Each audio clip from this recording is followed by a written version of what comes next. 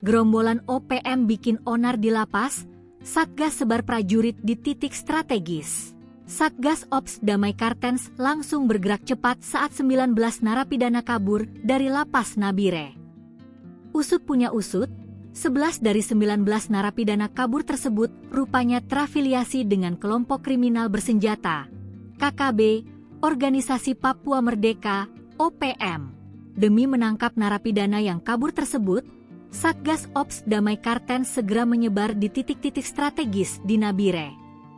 Dikutip dari Tribun Papua, 19 narapidana tersebut melarikan diri dari lapas kelas 2B Nabire, Papua Tengah Senin, 2 Juni 2025, siang lalu. Aksi pelarian tersebut berlangsung cukup brutal.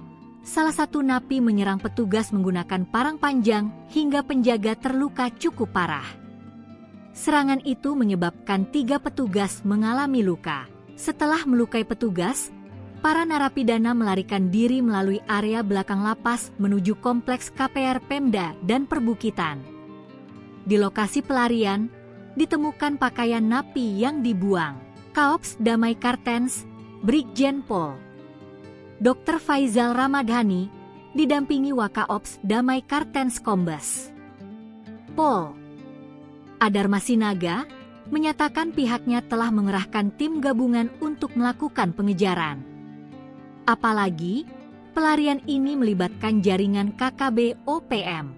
Satgas Ops Damai Kartens memastikan bahwa langkah-langkah pengamanan di seluruh wilayah Papua Tengah akan terus ditingkatkan demi menjaga situasi tetap aman dan kondusif, dan saat ini pencarian terhadap 19 napi yang kabur masih terus berlangsung.